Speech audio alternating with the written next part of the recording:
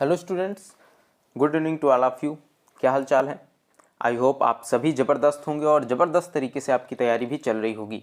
दोस्तों, SSC GD previous year maths की series चला रहा हूँ डेली शाम को 7 बजे, और उसी कड़ी में आज 30 नवंबर 2021 की सेकेंड शिफ्ट के क्वेश्चन को सॉल्व करेंगे। ठीक है, तो चलिए ज़्यादा लेट नहीं करते हैं, बढ़ते हैं आज की क्लास की तरफ। बस आप लोगों को बता दें कि इस क्लास का जो सॉल्व पीडीएफ है यह आपको टेलीग्राम में मिल जाएगा, और टेलीग्राम का लिंक आपको वीडियो के डिस्क्रिप्शन में मिल जाएगा। ठीक है, डेली सुबह 6 बजे रीजनिंग की क्लास होती है, जिसमें reasoning previous year SSC GD का 2021 का मैं सॉल्व करवा रहा हूँ शिफ्ट वाइज। तो इसे भी आप देखें, इससे भी जुड़े। ठीक है, और अपनी तैयारी को मजबूत बनाएं। क्वेश्चन नंबर 1 की तरफ बढ़ते हैं। एक मिश्रण की 35 लीटर मात्रा में दूध और पानी का अनुपात 3:2 है। 35 लीटर टोटल मात्रा है, दूध और पानी का अनुपात कितना है? 2 है, मिल्क एंड वाटर।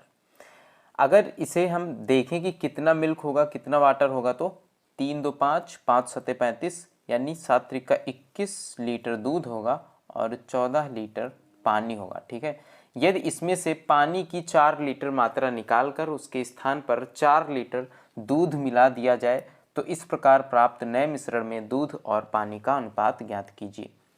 देखिए, यहाँ पर इस प्रश्न में थोड़ा सा यहाँ पर गड़बड़ था, जो मैंने सुधार दिया है। ठीक है, यहाँ पर था इसमें से मिश्रण की 4 लीटर मात्रा, लेकिन अगर हम मिश्रण की 4 लीटर मात्रा निकालेंगे और दूध 4 लीटर मिला देंगे तो फिर यहाँ पर कोई भी ऑप्शन सही नहीं होगा। ठीक है, कोई भी ऑप्शन यहाँ पर सही नहीं हो रहा था, इसलिए इस प्रश्न को सही किया मैंने और यहाँ पर पानी कर दिया है। अब पानी की 4 लीटर मात्रा निकाली जाएगी तो पानी है कितने यूनिट? 14 यूनिट है। अगर 4 लीटर इसमें से पानी निकल जाएगा तो 10 लीटर पानी बचेगा, -4 हो जाएगा। ठीक है, और उसके स्थान पर 4 लीटर दूध मिला दिया जाएगा, यहाँ पर +4 हो जाएगा तो कितना आ जाएगा?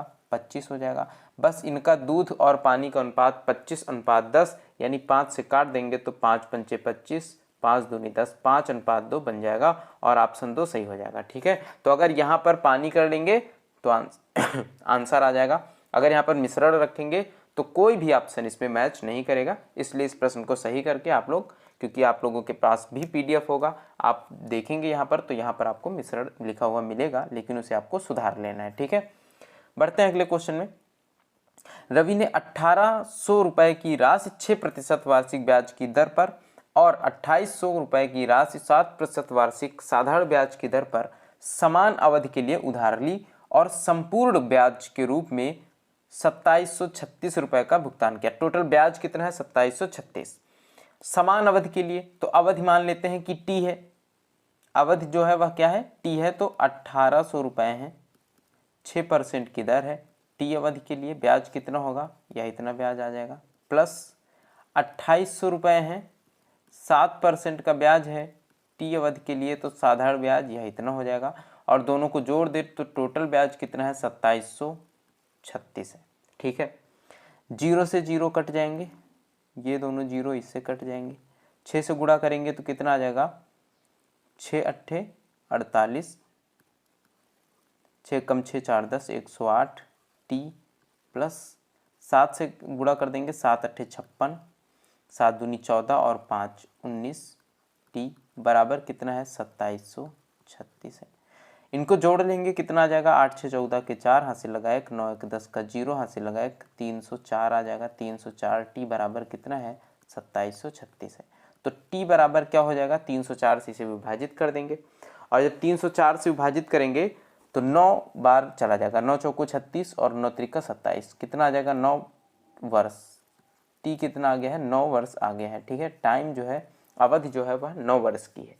अब यहाँ पर आपसे बोला जा रहा है कि तो बताएं, उसके मित्र शिव ने 2500 रुपए की धनराशि 8% वार्षिक साधारण ब्याज की दर पर समान अवधि के लिए उधार दी, तो ऋण को पूर्णतया चुकाने के लिए शिव को कितने रुपए का भुगतान करना पड़ेगा? देखिए, कितने रुपए की राशि ली उधार में? 2500 की राशि ली, और ब्याज की दर है 8% और टाइम है 9 वर्ष। साधारण ब्याज है, प्रत्येक वर्ष बराबर लगेगा, तो 9 वर्षों में कितना ब्याज लगेगा? 9 8 72, 72%, यानी उसे भुगतान कितना करना पड़ेगा? 2500 का 172% बटे 100। ठीक है, क्लियर है? 25 से काट देंगे, 25 चौको 100 आ जाएगा, 4 से इसे काट देंगे, 4 चौको 16, 4 3 12, कितना आ जाएगा? 4300, यानी 4000 300 रुपये का इसे भुगतान करना होगा। ऑप्शन 3 सही हो जाएगा। क्लियर है, आगे बढ़ते हैं। एक निश्चित धनराशि पर 10% वार्षिक ब्याज की दर से 2 वर्ष का चक्रवृद्धि ब्याज 651 रुपये है। ब्याज की गणना वार्षिक चक्रवृद्धि आधार पर करी गई है, तो समान धनराशि पूर्व से आधी ब्याज दर पर पूर्व से दोगुनी अवधि का साधारण ब्याज ज्ञात करो। तो सबसे पहले तो यह देखेंगे कि राशि क्या है, किस राशि पर हमें 651 का जो है चक्रवृद्धि ब्याज प्राप्त हुआ है। ब्याज क्या है 10%। अगर एक वर्ष में 10% का ब्याज प्राप्त हो रहा है, अगर राशि 100 माने, एक वर्ष में 10, तो दूसरे वर्ष में 10 इस मूलधन का और 1 इसका कितना ब्याज प्राप्त होगा, टोटल 21 यूनिट का ब्याज प्राप्त होगा 2 वर्षों में। तो 21 यूनिट बराबर कितना होगा 651। ठीक है, अब इसे 21 से भाग कर लेते हैं तो कितना आ जाएगा, 1 यूनिट बराबर 21 × 63 और 21 × 1 = 21 यानी 31 आ जाएगा। 100 यूनिट बराबर यानी राशि जो है वह कितनी है 3100 है। अब 3100 राशि में समान धनराशि पर धनराशि समान है, पूर्व से आधी ब्याज दर कितनी है 10 है, तो यहाँ पर कितनी होगी 5 होगी। पूर्व से दोगुनी अवधि, यहाँ पर कितनी अवधि है 2 वर्ष है, तो यहाँ पर अवधि कितनी होगी 4 वर्ष का साधारण ब्याज ज्ञात करो बटे 100। 0 से 0 कैंसिल, 5 चौको 20 और 20 से 31 का गुणा कर देंगे, कितना आ जाएगा 620 रुपये आ जाएगा। तो ऑप्शन 3 यहाँ पर राइट आंसर हो जाएगा। क्लियर है, आगे बढ़ते हैं अगले क्वेश्चन में। एक रेलगाड़ी की चाल 25% कम कर देने पर यह समान दूरी तय करने में 42 मिनट अधिक लेती है। वह दूरी अपनी वास्तविक चाल से तय करने में रेलगाड़ी को घंटों में कितना समय लगेगा। देखिए 25% कम हो रही है ना, और दूरी समान है। अगर डिस्टेंस कांस्टेंट हो तो टाइम का रेशियो अपोजिट होता है स्पीड के रेशियो से। स्पीड का रेशियो क्या है 25% कम कर देने पर, चाल 25% कम हो रही है और 25 का अगर फ्रैक्शन बनाएंगे कितना बनेगा 1/4। यानी अगर पहले चाल थी 4 तो अब स्पीड कितनी है 3 है, 25% कम हो गई है। तो टाइम का रेशियो जो बनेगा दोस्त वह 3 और 4 बनेगा, अपोजिट हो जाएगा। ठीक है, यहाँ पर बोला जा रहा है कि अब 42 मिनट अधिक लेती है। कितना यहाँ पर कितना यूनिट अधिक टाइम लिया जा रहा है 1 यूनिट बराबर है 42 मिनट के। ठीक है, और यहाँ पर बोला जा रहा है कि वास्तविक चाल से तय करने में रेलगाड़ी को घंटों में कितना समय लगेगा। तो 1 यूनिट बराबर 42 मिनट है, 3 यूनिट बराबर कितने मिनट होगा 42 × 3 यहाँ पर मिनट होंगे, लेकिन अगर घंटों में बदला जाए तो क्या हो जाएगा बटे 60 कर देंगे। अब देखिए यहाँ पर वास्तविक चाल क्या है इसकी 4 है, तो टाइम कितना ले रही है 3 यूनिट। बस इसी 3 यूनिट का हमें मान निकाल लेना है। कितना आ जाएगा यहाँ पर नीचे आ जाएगा 20 और 2 से भाग करेंगे तो 2 से भाग करने पर यहाँ पर कितना आएगा 2 दूनी 4, 2 कम 2 21 और 2 से भाग करेंगे 10, 21/10 यानी 10 दूनी 20, 2 सही 1/10 घंटे यहाँ पर इसे लग जाएंगे। ठीक है, ऑप्शन 3 सही हो जाएगा। यदि सीमा उसके पास मौजूद सभी कंचों को प्रत्येक 6, 10, 12 और 15 कंचों वाली पंक्तियों में व्यवस्थित कर सकती है और कंचों की संख्या पूर्ण वर्ग है, तो सीमा के पास मौजूद कंचों की न्यूनतम संख्या ज्ञात कीजिए। यहाँ पर हमें क्या करना है इनका एलसीएम निकालना है और फिर एलसीएम से ऐसी संख्या को भाग करना है जो पूर्ण वर्ग हो। ठीक है, तो एलसीएम इनका क्या होगा ऐसी संख्या, एलसीएम का मतलब होता है ऐसी संख्या जो संख्या इन सभी से विभाजित हो पूरी तरीके से। इसका मतलब है यहाँ पर जो ऑप्शन है हम ऑप्शन से चेक कर सकते हैं। ऑप्शन से अगर देखेंगे तो यहाँ पर जितनी संख्याएं दी गई हैं इन सभी से विभाजित होना चाहिए, क्योंकि चारों ऑप्शन पूर्ण वर्ग दिए गए हैं। तो बस हमें ये देख लेना है कि इन चारों से विभाजित होने वाली जो भी संख्या होगी वही इसका आंसर हो जाएगी। ठीक है, इसे हम ऑप्शन से अगर सॉल्व करें तो इकाई के अंक में 0 है, इसका मतलब है कि 10 से विभाजित होने के लिए संख्या की इकाई के अंक में 0 होना चाहिए। यह 2 ऑप्शन तो गलत हो जाएंगे, पहले और चौथे में यहाँ पर संभावना है। अब यहाँ पर 6 है, 6 किसी भी संख्या के 6 से विभाजित होने के लिए शर्त क्या होती है संख्या 3 से भी विभाजित हो और 2 से भी विभाजित हो। 400 क्या 3 से विभाजित होगा, नहीं होगा, ऑप्शन 1 भी गलत हो जाएगा, ऑप्शन 4 यहाँ पर राइट आंसर हो जाएगा। यानी टोटल कितने कंचे उसके पास हैं 900 कंचे हैं। क्लियर है, आगे बढ़ते हैं। क्वेश्चन में बोला जा रहा है कि एक आदमी ने 60 रुपए प्रति दर्जन की दर से कुछ अंडे खरीदे और उतने ही अंडे 50 रुपए प्रति दर्जन की दर से खरीदे। यदि उसने इन सभी अंडों को 70 रुपए प्रति दर्जन की दर से बेचने के पश्चात 930 रुपए का लाभ प्राप्त किया हो तो उसके द्वारा खरीदे गए अंडों की कुल संख्या कितनी थी। मान लेते हैं कि उसने 60 रुपए प्रति दर्जन की दर से x अंडे खरीदे। ठीक है, तो यहां पर CP अगर देखा जाए तो क्या होगा, 60x होगा। 60 रुपए प्रति दर्जन की दर से x दर्जन अंडे खरीदे हैं। ठीक है, और 50 रुपए प्रति दर्जन की दर से उतने ही अंडे खरीदे, यानी x अंडे ही खरीदे उसने 50 रुपए प्रति दर्जन की दर से, तो x दर्जन ही 50 रुपए में 50 रुपए प्रति दर्जन की दर से खरीदे, यानी उसने टोटल कुल कितने अंडे खरीदे, उसने कुल 2x अंडे खरीदे।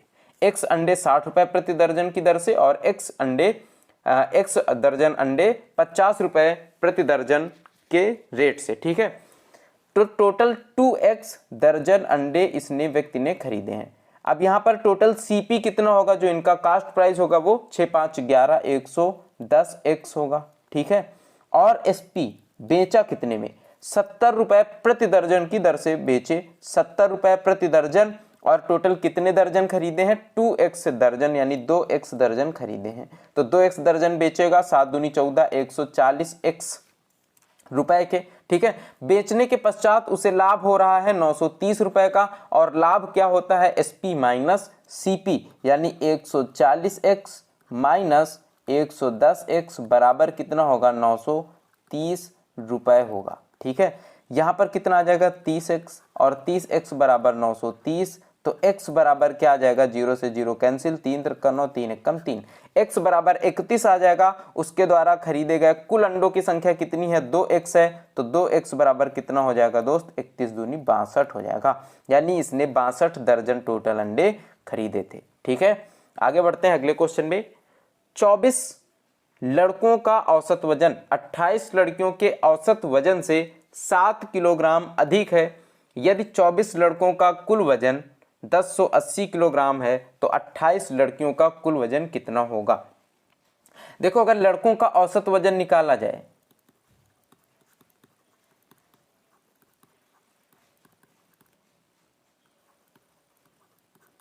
तो कुल वजन दिया गया है ना 1080, और लड़कों की संख्या कितनी है 24, तो लड़कों का औसत वजन यहां से निकल करके आ जाएगा। ठीक है, 24 से इसे विभाजित करेंगे तो 6 चौको 24, 6 कम 6, 6 अट्ठे 48, 4 से काटेंगे तो 4 चौको 16 और 4 पंचे 20।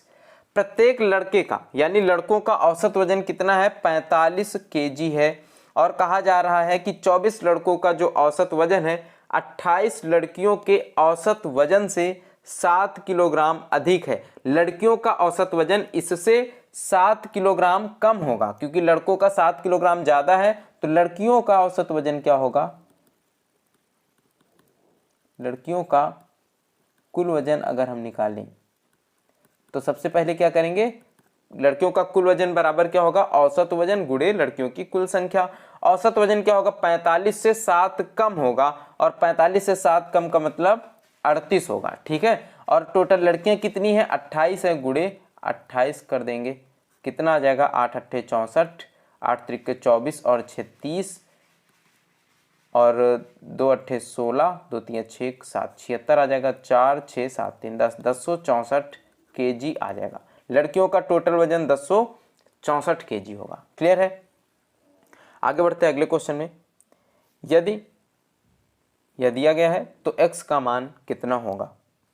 सबसे पहले इसे गुणा करेंगे, 8 दूनी 16, 16 भागित 3, तो 16 बटे 3 लिख लेते हैं। ठीक है, प्लस 5 3 15 और 4 19, 19 बटे 5, और x है तो इसे भी गुणे 1 बटे x करेंगे, 5x नीचे आ जाएगा, माइनस कितना है, 9 चौको 36, और 36 और 7 43, 43 बटे 9 हो जाएगा, बराबर 9 छाके 54, और 54 और 8 62 बटे 9 हो जाएगा। ठीक है, अब ये 16 बटे 3 और 43 बटे 9 को सबसे पहले इधर ले आएंगे बराबर के, तो 19 बटे 5x बराबर 62, 9 यहाँ पर एलसीएम ले लेंगे इधर भेज करके, 43 इधर आके प्लस हो जाएगा तो प्लस 43, और 16 बटे 3 माइनस का है तो माइनस 3 त्रिक 9, 16 3 48 यहाँ पर हो जाएगा, 43 माइनस 48 माइनस के 5, और माइनस के 5 62 में से घटाया जाएगा तो कितना आ जाएगा, 57 आ जाएगा, 57 बटे 9। 19/5x। x का मान हमें निकालना है तो 19 से सबसे पहले काटेंगे इसे, 19 3 57, 3 3 9। x को भेज देंगे इधर और 3 को भेज देंगे इधर, तो क्या आ जाएगा x बराबर 3/5। 3/5 कौन से ऑप्शन में दिया गया है? ऑप्शन 2 यहाँ पर सही हो जाएगा। ठीक है, आगे देखें। एग्जैक्ट जैसा प्रश्न दिया गया है पीडीएफ में, जिस तरह से प्रश्न था मैं उसी तरह से उठा करके यहाँ पर रख देता हूँ, केवल यहाँ पर इनके ऑप्शन में हटा देता हूँ। ठीक है, कौन सा सही है कौन सा गलत है या मैं हटा देता हूँ। तो आप लोगों के लिए इतनी मेहनत करता हूँ। क्लास कैसी लगती है आप लोगों को कमेंट करके बताया कीजिए, और अगर क्लास अच्छी लगती हो तो लाइक कर दीजिए और चैनल पर नए रहा करिए, क्योंकि बहुत सारे लोग मैं देखता हूँ कि वीडियो देख लेते हैं लेकिन सब्सक्राइब नहीं करते हैं, तो सब्सक्राइब भी कर लीजिए, जिससे हमारी भी थोड़ी सी संख्या बढ़े, मुझे भी थोड़ा सा अच्छा लगे। ठीक है, चलिए इस क्वेश्चन को मैं हिंदी में भी बता देता हूँ। The perimeter and area of a rectangular sheet are 40 metre and 72 वर्ग मीटर। कहा जा रहा है कि एक आयत का परिमाप और उसका क्षेत्रफल जो है क्रमशः 40 मीटर और 72 वर्ग मीटर है। ठीक है, तो आयत का परिमाप जो है वह 40 दिया गया है और आयत का जो क्षेत्रफल है वह कितना दिया गया है, इधर लिख देता हूं मैं 72 वर्ग मीटर। ठीक है, the length of the diagonal will be, मतलब यह है कि इसका विकर्ण क्या होगा, विकर्ण की माप ज्ञात करनी है। विकर्ण, तो आयत का विकर्ण आप लोगों को पता है क्या होता है, देखें इसे कहा जाता है विकर्ण। ठीक है, आयत में यह लंबाई होती है, यह चौड़ाई होती है और इसे आप x मान सकते हैं, यह विकर्ण है। ठीक है, अब या फिर d मान सकते हैं, डायगोनल। ठीक है, यह विकर्ण है। डायगोनल की माप निकालने के लिए क्या करेंगे, d² बराबर अंडर रूट, या फिर d बराबर अंडर रूट होगा, या फिर अगर d² है तो l² प्लस p² होता है। ठीक है, यानी लंबाई का स्क्वायर प्लस चौड़ाई का स्क्वायर बराबर क्या होता है, डायगोनल इसका स्क्वायर। ठीक है, अब आयत का परिमाप 40 दिया गया है और परिमाप का मतलब क्या होता है, चारों भुजाओं की लंबाई का योग। तो l प्लस बी यानी 2 इंटू, 2 बार लंबाई जुड़ेगा, 2 बार चौड़ाई 2 इंटू एल प्लस बी बराबर कितना दिया गया है, 40। तो l प्लस बी बराबर कितना दिया गया है, 20।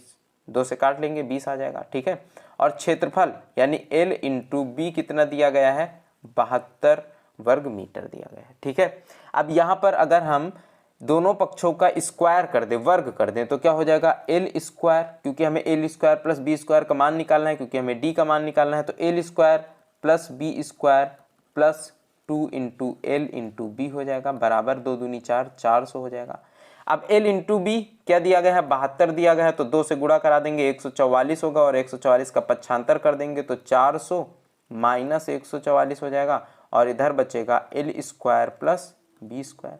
अब डायगोनल निकालने के लिए हम क्या करेंगे, इसका अंडर रूट कर देंगे l² प्लस p² का। ठीक है, तो अब दोनों तरफ हम क्या लगा देंगे, अंडर रूट लगा देंगे, तो ये क्या हो जाएगा, हमारा डायगोनल आ जाएगा, यानी विकर्ण आ जाएगा निकल करके।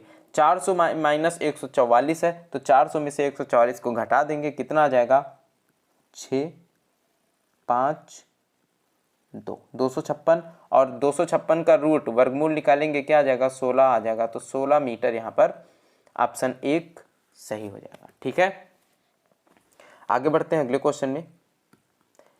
2 क्वेश्चन यहाँ पर इसमें इंग्लिश में थे, तो कोई दिक्कत नहीं है, मैं आपको हिंदी में बता देता हूँ।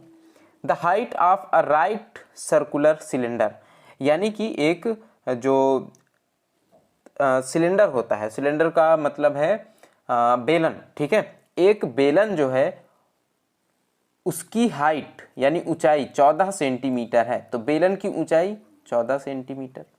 ठीक है, इट्स कर्व्ड सरफेस, यानी कि जो कर्व्ड सरफेस का मतलब क्या होता है, मुड़ा हुआ जो पार्ट होता है उसका क्षेत्रफल, यानी वक्र पृष्ठ का क्षेत्रफल। तो बेलन के वक्र पृष्ठ का क्षेत्रफल क्या दिया गया है, बेलन का वक्र पृष्ठ, बेलन के वक्र पृष्ठ का क्षेत्रफल दिया गया है 264 वर्ग सेंटीमीटर। इट्स वॉल्यूम इज, इसका आयतन जो है वह हमें ज्ञात करना है, इसका आयतन निकालना है। आयतन क्या होगा, तो सबसे पहले देखिए बेलन का वक्र पृष्ठ क्या होता है दोस्त, 2 पाई r इंटू एच होता है। 2 पाई r इंटू एच बराबर कितना दिया गया है, 264। h की वैल्यू 14 दी गई है तो 14 यहाँ पर रख देंगे, 2 गुणे 22/7 गुणे r इंटू 14 बराबर 264। ठीक है, 2 से 11 से काटेंगे, 11 दूनी 22, इधर 11 दूनी 22, 11 चौको 44, 2 दूनी 4, 4 से काटेंगे 4 छंग 24, 7 से काटेंगे 7 दूनी 14, 2 इधर बटे में जाएगा, 2 से ये कट जाएगा, 2 3 6।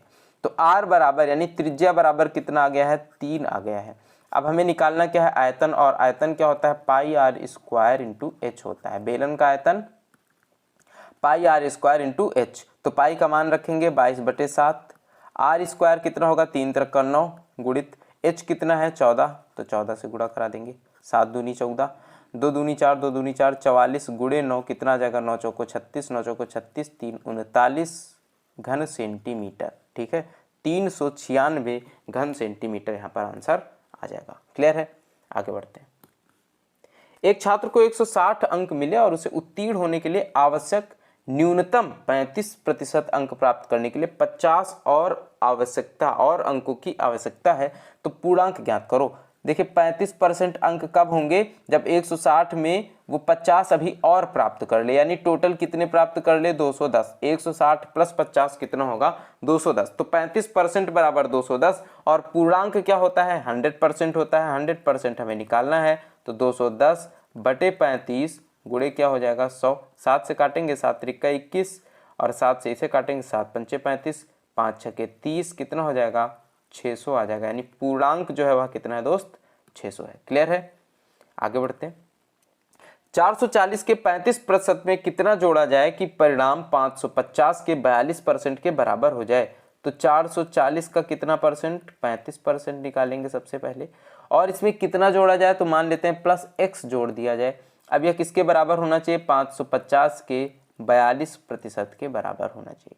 ठीक है, क्लियर है, 0 से 0 कैंसिल हो जाएगा, 5 × 7 = 35, 5 दूनी 10, 2 से काटेंगे 22 आ जाएगा, 7 दूनी 14, 7 दूनी 14 = 15, 154 प्लस x आ जाएगा। ठीक है, 0 से 0 कट जाएगा, 5 से काटेंगे 11, 5 से काटेंगे 2, इधर 2 से काटेंगे, 2 दूनी 4, 2 × 1 = 2, 11 से गुणा कर देंगे तो 11 × 1 = 11, 11 दूनी 22, 1 23, 231 आ जाएगा।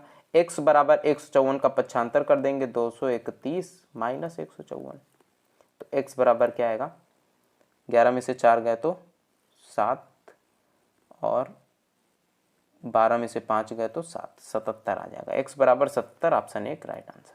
क्लियर है, आगे बढ़ते हैं।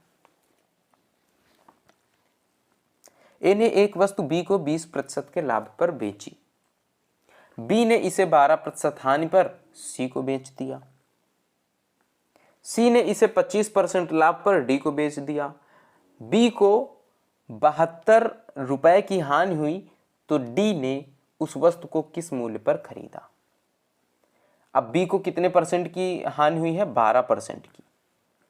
अगर बी को 12% की हानि हुई है और 12% बराबर है 72 रुपए के, तो 1% बराबर किसके होगा, 12 × 72 यानी 6 रुपए। 100% बराबर किसके होगा, 600 रुपए। यानी कि बी को वस्तु कितने में मिली, 600 में मिली। बी को वस्तु 600 में मिली और इसने 12% की हानि पर इसे बेच दिया सी को। ठीक है, और 12% की हानि पर बेचा तो कितने में बेचा, चाहे तो हम घटा ले डायरेक्ट 72 600 में से, या फिर ये कर लें, गुणा कर लेते हैं। ठीक है, 12 की हानि हुई तो 88% में बेचा बटे 100, गुणे सी ने 25% के लाभ पर डी को बेचा, तो 25% का लाभ यानी 125 बटे 100, इतने में बेचा है डी को। इसे सॉल्व कर लेंगे, 0 से 0 कैंसिल हो जाएगा, 25 × 5 = 125, 25 चौको 100, 4 से काटेंगे 4 दूनी 8, 4 दूनी 8, 5 से 5 दूनी 10, 5 दूनी 10 = 11, 110 आ जाएगा, 11 × 6 = 66 यानी 660 आ जाएगा। ऑप्शन 1 सही हो जाएगा, 660 रुपए को डी को यह प्राप्त हुई है। ठीक है, आगे बढ़ते हैं अगले क्वेश्चन में, और यहाँ पर इसे सॉल्व करना है। सबसे पहले आप लोगों को पता है कि सही बटे को सबसे पहले भिन्न में बदलेंगे, और फिर सबसे पहले ऑफ को सॉल्व करेंगे, फिर भाग को, फिर गुणा को, फिर प्लस को, फिर माइनस को। ठीक है, तो 3/5 भागित 4 × 5 = 20, 4 × 24 बटे 5 ऑफ 5/16 प्लस 2/3 भागित 8/15 गुड़ा 5 एकम 5 1 6 बटे 5 माइनस 1/4 गुड़े 3/4 भागित 4 एकम 4 1 5/4 ऑफ 2/5। इसका मान कितना होगा ये हमें बताना है। तो ऑफ को सॉल्व करेंगे, 8 त्रिका 24, 8 दूनी 16, 5 से 5 कैंसिल, कितना आएगा 3/2। अब यहाँ पर प्लस लगा हुआ है ना, तो इसे सॉल्व करते हैं। 3/5 भाग की जगह पर गुणा लगाएंगे, संख्या पलट देंगे, कितना आ जाएगा 2/3 आ जाएगा, प्लस भाग है इसकी जगह पर गुणा लगा देंगे 2/3 और संख्या पलट देंगे 15/8 गुड़े 6/5 माइनस 1/4 है गुड़े कितना है 3/4 है भाग, लेकिन उससे पहले ऑफ को सॉल्व करेंगे। 5 से 5 कैंसिल, 2 दूनी 4, 2 यहाँ पर भाग की जगह पर गुणा लगाएंगे, संख्या पलट देंगे, ऊपर चला जाएगा 2। क्लियर है इतना। अब आगे बढ़ते हैं। 3 से 3 कैंसिल हो जाएगा, बचेगा 2/5 प्लस 2 से काटेंगे 2 चौको 8, 3 पची 15 और 15 से 15 कैंसिल, कितना आ जाएगा 2 से काटेंगे 2 3 6, 2 दूनी 4, यानी 3/2 बचा, माइनस 2 से काटेंगे 2 दूनी 4, कितना बचा 4 दूनी 8, 3/8। अब यहाँ पर एलसीएम ले लेंगे, कितना 8 पंचे 40, 40 एलसीएम आ जाएगा। तो ऊपर क्या क्या आएगा 5 अट्ठे 40 यानी 8 दूनी 16, 20 दूनी 40 तो 20 तियाँ 60 प्लस 60 माइनस 5 तियाँ 15, 60 में 15 घटेगा 45 आएगा, और 45 प्लस 16 कितना हो जाएगा 61 हो जाएगा, बटे कितना है 40। ऑप्शन कौन सा है, ऑप्शन 4 सही हो जाएगा। क्लियर है। आगे बढ़ते हैं। क्वेश्चन नंबर 15 दिया गया है, एक व्यक्ति 15% वार्षिक चक्रवृद्धि ब्याज की दर पर 15,000 उधार लेता है। प्रत्येक वर्ष के अंत में वह आंशिक पुनर्भुगतान के रूप में 2500 का भुगतान करता है। इस तरह की 3 किस्तों का भुगतान करने के बाद भी उस पर कितनी धनराशि बकाया है। देखिए मैं पहले ही बता दूं आपको कि यह प्रश्न आपके लिए कैलकुलेटिव होने वाला है। ठीक है, अगर परीक्षा में कभी भी इस तरह का प्रश्न आ जाए तो आप उसे स्किप कर देंगे। इस तरह के प्रश्न दिए ही इसलिए जाते हैं कि आप परीक्षा में अपने समय को गंवाएं। ठीक है, ऐसे प्रश्न आपका बहुत ज़्यादा टाइम खराब करेंगे, लेकिन फिर भी इन्हें सॉल्व करना तो पड़ेगा ही। ठीक है, लेकिन यह आपका जो टाइम है वह ज़्यादा लेंगे, इसलिए आप इसे स्किप करें स्टार्टिंग में और लास्ट में फिर से आकर के इसे सॉल्व करें सेकेंड अटेम्प्ट में। ठीक है, चलिए देखते हैं कि इस क्वेश्चन में क्या होगा। 15,000 रुपये हैं उसके पास, शुरुआत में उसने उधार लिया है। 15% की वार्षिक चक्रवृद्धि ब्याज की दर है। ठीक है, अब देखिए अगर 15% की दर इस पे लगेगी तो 15 225 यानी 2250 रुपये का ब्याज इसमें लगेगा वर्ष के अंत में। लेकिन वर्ष के अंत में वह 2500 रुपये इसे चुका देगा। अब 2250 ब्याज लगा है जिसमें से वह 2500 चुकाएगा, तो उसके पास बचेंगे कितने। मतलब यह है कि अब जो उधार उसके पास है वह कितने रुपए बचेगा। 2250 उसके ब्याज काउंट हुआ था जिसमें से उसने 2500 दे दिया, तो 250 रुपये उसने और दे दिए, मूलधन के भी 250 रुपये उसने पे कर दिए। तो उसके पास बचे कितने अब 15,000 माइनस 250। ठीक है, कितने बचे 14,750 बचे।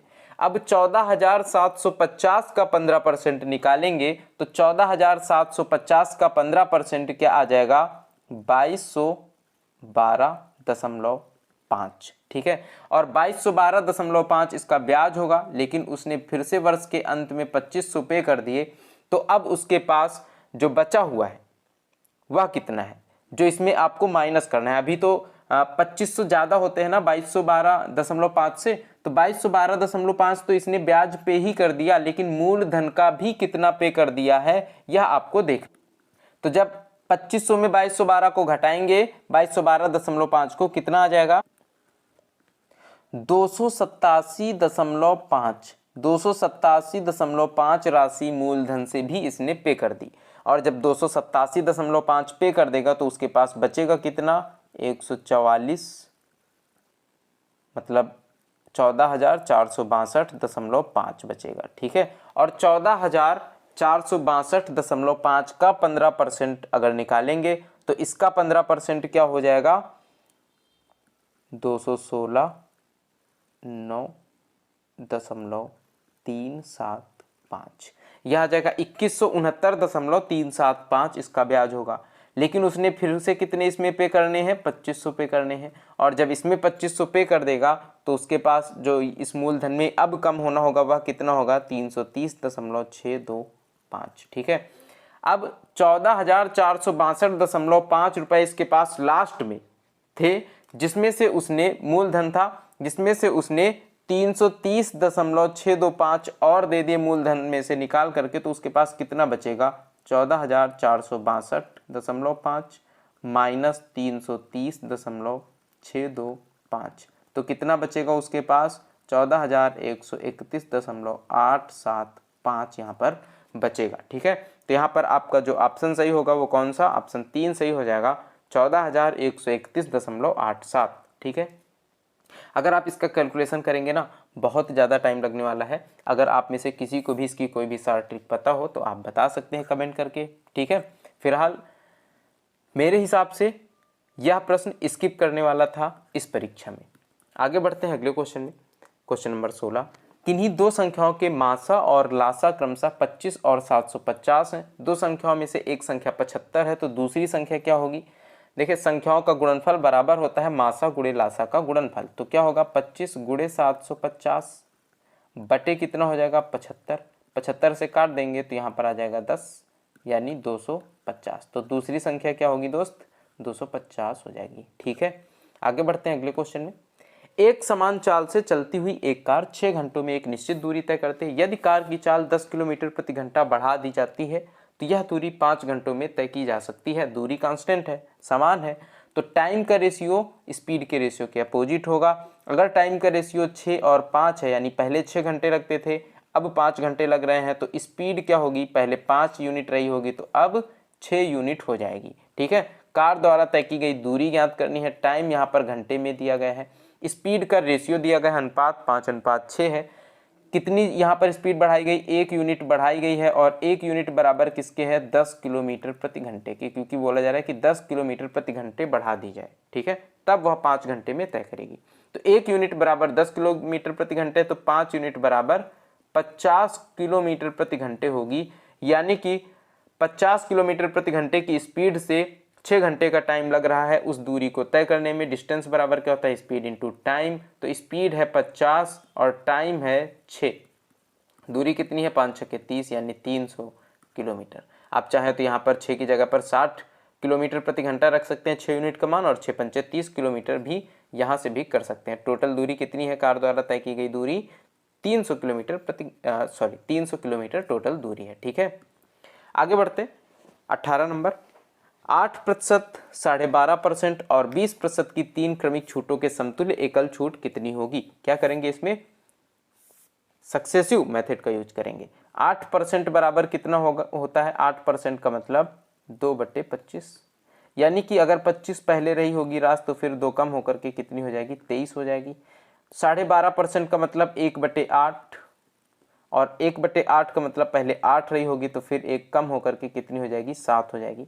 20% का मतलब 1/5, पहले 5 रही होगी तो फिर कितनी हो जाएगी, 4 हो जाएगी। 4 से इसे काटेंगे क्योंकि यह कट जाएगा, 4 दूनी 8। ठीक है, 5 दूनी 10, यानी कितना हो जाएगा, 250।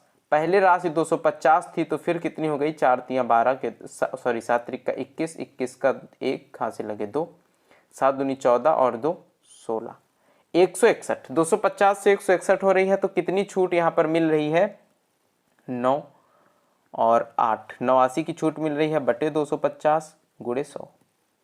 25 से काट देंगे, नीचे आएगा 10, 25 चौको 100, 4 से गुणा कर देंगे, 4 ने 36 और 4 अट्ठे 32 और 3 कितना होगा, 35 होगा, बटे 10 है तो यहाँ पर लग जाएगा दशमलव। 35.6% की एकल छूट के बराबर होगा। ऑप्शन 4 यहाँ पर राइट आंसर हो जाएगा। क्लियर है, आगे बढ़ते हैं। 32 श्रमिक 9 घंटे प्रतिदिन काम करते हुए 14 दिन में पूर्ण कर सकते हैं एक काम को। यदि प्रत्येक श्रमिक 8 घंटे प्रतिदिन काम करें, श्रमिक नहीं पता है, एक्स श्रमिक मान लेते हैं, 8 घंटे प्रतिदिन काम करे तो 18 दिन में पूर्ण करने के लिए कितने श्रमिकों की आवश्यकता होगी, तो एक्स श्रमिक हमने मान लिए हैं। ठीक है, सॉल्व कर लेंगे। 8 चौको 32, 9 दूनी 18, 2 दूनी 4 यानी कितना हो जाएगा 14 दूनी 28। x बराबर कितना है 28। इसका मतलब है कितने श्रमिक लगेंगे 28 श्रमिक लगेंगे। ऑप्शन 3 सही हो जाएगा। आगे क्वेश्चन दिया गया है 5 क्रमागत सम संख्याओं का औसत 36 है। 5 क्रमागत सम संख्याओं का औसत 36 है। अगली 5 क्रमागत विषम संख्याओं को शामिल किया जाए तो सभी संख्याओं का औसत क्या होगा। देखिए सबसे पहले तो यह ध्यान रखिएगा कि एक सम संख्या बढ़ने से औसत, इसे आप पॉइंट को नोट कर सकते हैं। एक अगली सम संख्या यानी क्रमागत सम संख्या बढ़ाने पर औसत में 1 की वृद्धि होती है।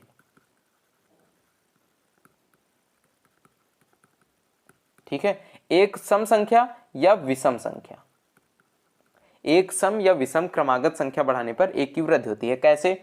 जैसे यहां पर 2 और 4 का औसत कितना होगा 3 होगा। अगर यहां पर 6 भी ऐड कर लिया जाए, एक सम संख्या और बढ़ा ली जाए तो 6 4 10 2 12, अब औसत कितना हो जाएगा 3 चौको 12 यानी 4 हो जाएगा। एक ज्यादा हो जाएगा, प्लस 1 हो जाएगा ना। अगर एक सम संख्या प्लस करी जा रही है तो औसत 1 बढ़ रहा है। अगर एक विषम संख्या यानी विषम संख्याएं दी गई है क्रमागत, 1 + 3 + 5 दिया गया है तो औसत कितना होगा 5 3 8 1 9 यानी 3 होगा औसत। एक विषम संख्या और बढ़ा ली जाए तो 7 5 12 3 15 1 16 और 4 चौको 16, 4 हो जाएगा औसत, 1 बढ़ जाएगा। तो क्रमागत सम संख्या बढ़ाएं या क्रमागत विषम संख्या, अगर 1 बढ़ा रहे हैं तो औसत में 1 की वृद्धि होगी, अगर 2 बढ़ाएंगे तो औसत में 2 की वृद्धि होगी। लेकिन मान लीजिए संख्या है 1 2 3, इनका औसत कितना होगा 3 2 5 1 6 यानी औसत होगा कितना 2 हो जाएगा।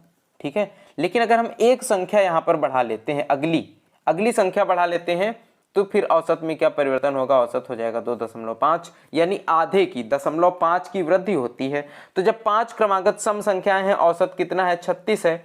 अगर इसके आगे वाली विषम संख्या को बढ़ा ले तो औसत में कितनी वृद्धि होगी 0.5 की वृद्धि होगी।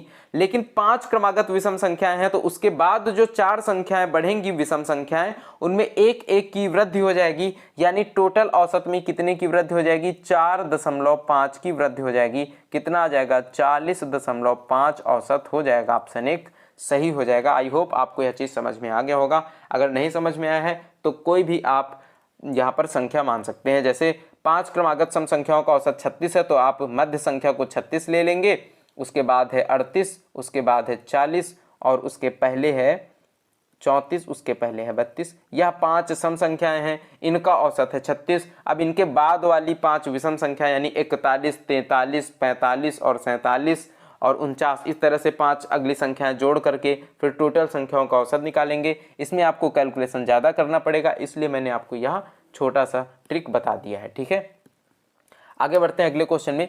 ए और बी ने 6000 रुपये में एक कार्य करने का ठेका लिया। ए इस कार्य को 10 दिन में और बी इस कार्य को 12 दिन में पूरा कर सकता है। एलसीएम ले लेंगे, कितना आ जाएगा 60।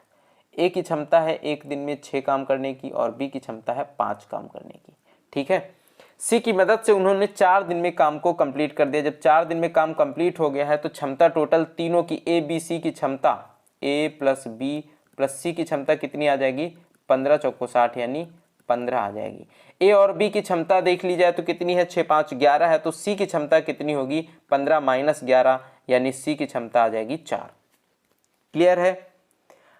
भुगतान राशि में सी का हिस्सा कितना रहेगा। भुगतान किस हिसाब से होगा, जिस हिसाब से इनकी क्षमताएं होंगी, जिस हिसाब से इन लोगों ने काम किया होगा उसी हिसाब से पेमेंट मिलेगा। तो क्षमता कितने 6 5 11 4 15 यूनिट बराबर है 6000 रुपए के। 1 यूनिट बराबर 15 चौको 60 यानी 400 रुपए के है। सी को कितना यूनिट मिलेगा 4 यूनिट, तो 4 चौको 1600 रुपए किसे मिलेगा सी को मिलेगा 1600 रुपए। आंसर सही हो जाएगा। ठीक है, आगे अगले क्वेश्चन में दिया गया है कि एक वस्तु का अंकित मूल्य 700 रुपए है, इसे 35% की छूट पर बेचा जाता है, तो एसपी क्या होगा 700 गुणे 35% की छूट दे दी जाएगी तो कितने में बेचा जाएगा 65% में।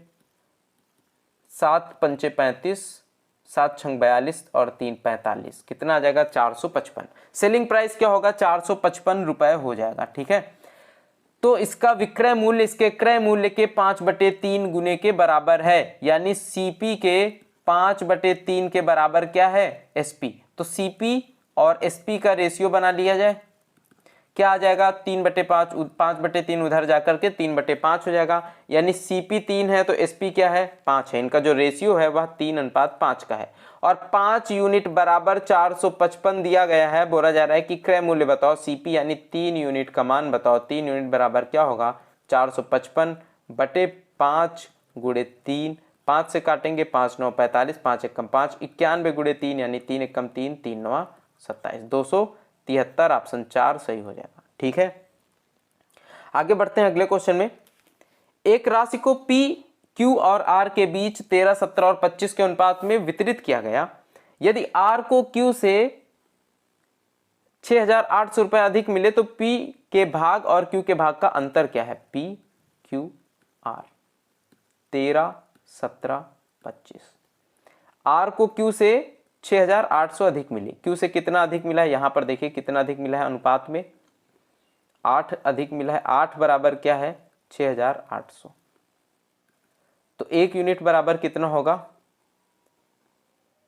8 8 64, 8 5 40, 850 होगा। P के भाग और Q के भाग का अंतर क्या है, P और Q के भाग का अंतर क्या है 4 यूनिट है, तो 4 यूनिट बराबर क्या होगा 6800 का आधा कर लेंगे चाहे तो, क्योंकि इसका आधा है, या फिर इसे 4 से गुणा कर लें 0, 4 5 20 का 0, हाथ से लगे 2, 4 8 32, 2 34, कितना आ जाएगा 3400 रुपए। ऑप्शन 4 सही हो जाएगा। ठीक है ना। आगे क्वेश्चन में दिया गया है जब एक भूखंड को 34,080 रुपए में बेचा गया तो मालिक को 20% की हानि हुई। 100 यूनिट की चीज थी, 20% की हानि हुई तो 80 में बेचा गया। ठीक है, और लाभ कितना चाहिए 20% का, तो 120 में बेचा जाना है। 80 यूनिट बराबर कितना है 34,080 है, 34,080 है। 120 यूनिट का मान क्या होगा 34,080/80 × 120, 0 से 0 कैंसिल हो जाएगा। 4 दूनी 8, 4 तियां 12, 30 आ जाएगा। यहाँ पर 2 से काट देंगे तो 2 एकम 2, 2 सती 14, 2 चौको 8, 1704 गुणित 30, 0 3 चौको 12, 3 सते 21, 3 एकम 3 1 4, 41 120 आ जाएगा। ऑप्शन 3 यहाँ पर राइट हो जाएगा। ठीक है, किस मूल्य पर उस भूखंड को बेचा जाना चाहिए, अगर उसे 20% का लाभ चाहिए तो 41,120 रुपए में बेचा जाना चाहिए। ठीक है, बढ़ते हैं लास्ट क्वेश्चन की तरफ। आज के कितना दिया गया है 1,26,672 को A और B के बीच में 7:9 के अनुपात में विभाजित किया जाता है। B के हिस्से और A के हिस्से के बीच का अंतर कितना होगा, अंतर कितना है 2 यूनिट है, और टोटल यहाँ पर कितना है 1,26,672, यहाँ पर टोटल कितना है 9 7 16, तो 16 यूनिट बराबर है 1,26,672 के। 2 यूनिट का मान बताना है तो इसका कितना कर देंगे /8 कर देंगे ना, कितना आ जाएगा 2 आ जाएगा, तो इसका क्या कर देंगे /8 कर देंगे। 8 से भाग कर देंगे तो 8 एकम 8, 4 12, तो 8 पंचे 40, 6 8 8 64, 2 8 त्रिका 24, 3 8 चौको 32, कितना आ जाएगा 15,834, यानी ऑप्शन 2 यहाँ पर राइट आंसर हो जाएगा। क्लियर है। क्या आपको कोई भी डाउट है किसी भी प्रश्न में, अगर कोई भी डाउट है तो आप कमेंट करके क्वेश्चन नंबर के साथ बता सकते हैं। अगर क्लास अच्छी लगी हो तो लाइक करिएगा, अपने दोस्तों के साथ इस क्लास को जरूर शेयर करिएगा। अगर आप मैथ्स में वीक हैं दोस्त तो आपके लिए SD यादव बुक का सोल्यूशन मैं करा रहा हूँ डेली सुबह 10 बजे क्लास इसकी अपलोड करता हूँ। SD Yadav type wise solution करा रहा हूँ, तो daily SD Yadav type wise solution देख सकते हैं आप, अगर आप मैथ्स में कमजोर हैं या आपको मैथ्स में डर लगता है। ठीक है, बाकी मैं मिलूंगा आपको नेक्स्ट क्लास में, तब तक के लिए बाय बाय, टेक केयर, जय हिंद।